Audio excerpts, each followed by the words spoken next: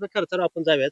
तर सगळ्यात याच्यामध्ये महत्वाचं तुम्ही जवळपास 13-14 एकर तुमची शेती सांगितली. हो 18 एकर शेती आहे सर मला सगळे. त्याच्यामध्ये हीच जमीन निवडायच्या पाठीमागचं काय कारण आहे? कारण कशासाठी डाळिंबीची जमीन चांगली आहे का कशासाठी तुम्ही काय केलं? ही जमीन निवडायचं कारण सर हे मुरमाड आणि एकदम हलकी जमीन आहे, हलक्या प्रतीचं जमीन आहे. हम्म, हम्म. त्यामुळे ह्याच्यात फुल सेटिंग होते सर ह्या जमिनीवरती, मुरमाड जमीन असल्यामुळे. हा, हा, हा. हलक्या जमिनीमध्ये बरोबर. भारी जमिनीमध्ये, काळ्या जमिनीमध्ये थोडं कमी निघते कळी. हम्म, हम्म, हम्म. ह्या जमिनीमध्ये फुल सेटिंग होते, मालाला चमक येते, हा, हा. शायनिंग येते. माल बरोबर. जरी साईज लहान असली तरी मार्केटमध्ये हा. 250 ते 350 ग्रॅम एक्सपोर्टचा माल तयार होते ह्या रानावर. म्हणजे जमिनीची निवड करणं अतिशय महत्वाचं आहे. अतिशय महत्वाचं सर. पुढे जर तुम्ही जमीन जर खराब तुमची असेल आणि तरी पुढे खर्च करून काय उपयोग आहे त्या गोष्टीला? खर्च म्हणजे कमी निघते माल त्याच्या माल रानावर. कमी देतो हा आणि खर्च मोठा होतो. खर्च मोठा होता आणि मालाला चकाकी आणि शायनिंग येत नाही सर. हा, हा, बरोबर आहे. ह्या हलक्या जमिनीवरती हम्म. उत्तम शायनिंग येते, मालाला चमक येते, क्वालिटी. अंतर तुमचं लय जास्त वाटते. किती अंतर आहे? नाही सर, अंतर एकदम कमी ठेवलेलं आहे. आपण 11/7 वर अंतर ठेवलं. 11-7 अंतर आहे फक्त. बरोबर. झाडं जास्त बसवण्यासाठी. हम्म. मररोगीचं प्रमाण जास्त आहे, त्यामुळे झाडं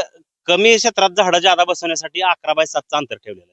बरोबर. सगळीकडे मरो प्रमाण वाढलंय. हा, तुमच्या प्लॉटमध्ये काय मरो? काही नाही सर, ह्याला कधीतरी आपलं खोडं 15 महिन्यात आम्ही खोडं, लेंबडा, कीटकनाशक आपलं चांगलं क्लोरोनं धुवून घेतो सर. बरं. आता हे